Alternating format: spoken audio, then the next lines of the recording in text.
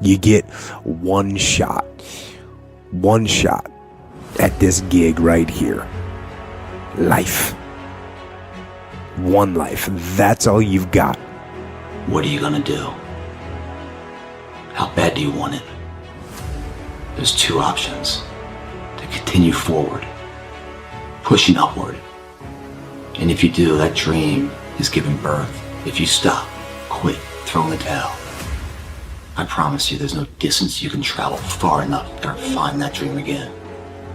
You might be somewhere where it's too fucking hot. So, you might have sore legs, sore back, sore shoulder. So, the struggle is real. It never gets any easier. You gotta get harder. No one cares what you did yesterday. It only matters what you're doing today. Your life seems like it's gonna last forever, and I will tell you right now, it's not gonna last forever. And those years go by like a summer's day. And the next thing you know, you look up, and that time's gone. You cannot get it back. You cannot get time back. So those dreams that you have, those goals that you have, don't put them off another second. Not 1 second. Get on them and go out and make them happen starting right now. You are one decision, one relationship, one thought, one emotion, one meeting away from a completely different life. But unless you believe that, and then you program your brain to find those things, you will never have them happen to you. But if you begin to believe, I'm one meeting away from a different life, I'm one decision away, I'm one podcast away, I'm hearing one guy in the United States away from changing my life forever.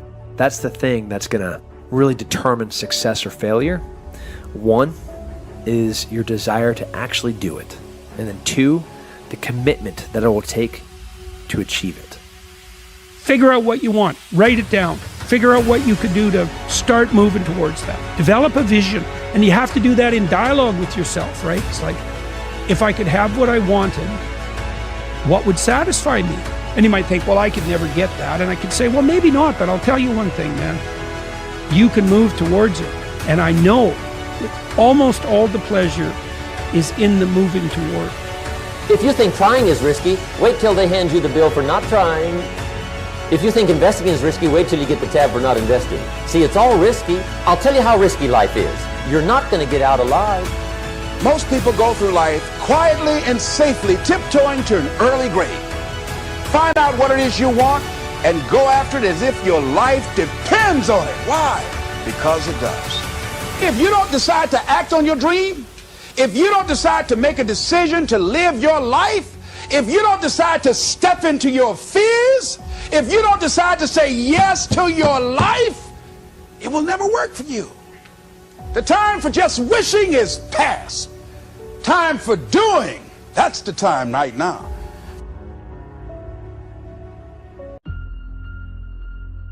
Neglect starts as an infection. And if you don't take care of it, it becomes a disease. And one neglect leads to another. And the worst of all, when neglect starts, it diminishes our self-worth, our self-confidence, our self-value. If you're holding on to something that does not serve you, you are making a terrible error. It's going to cause all kinds of problems. You may blame other people or other things. You may blame the situation. It's you are the cause of the problem. The man that told me to pick up this book and read it, Ray Stanford, he had a saying. He used to say to me, Bob, you're the only problem you'll ever have, and you're the only solution.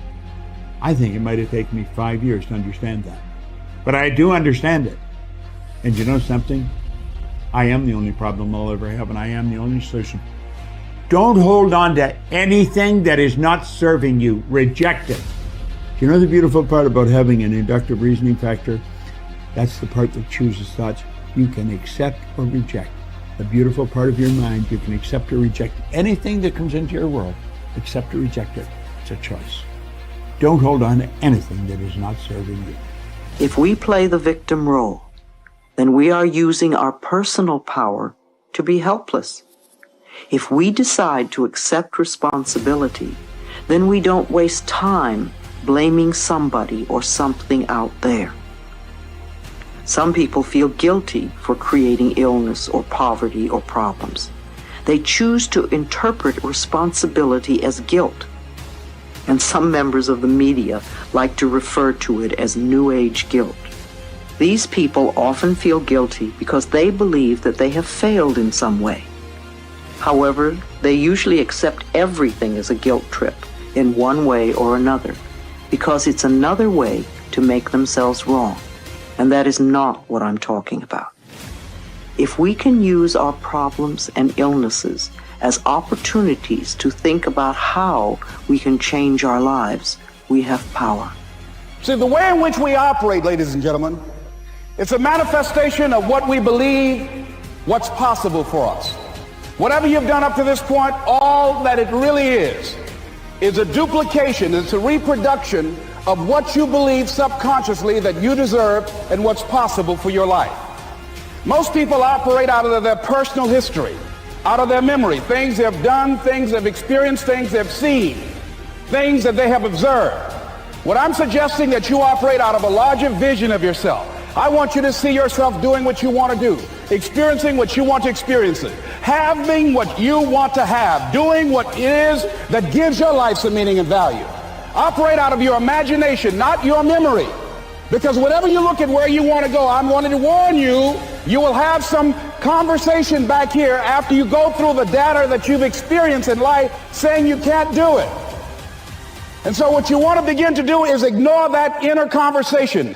Your biggest strength in life will be the perception that you have over yourself.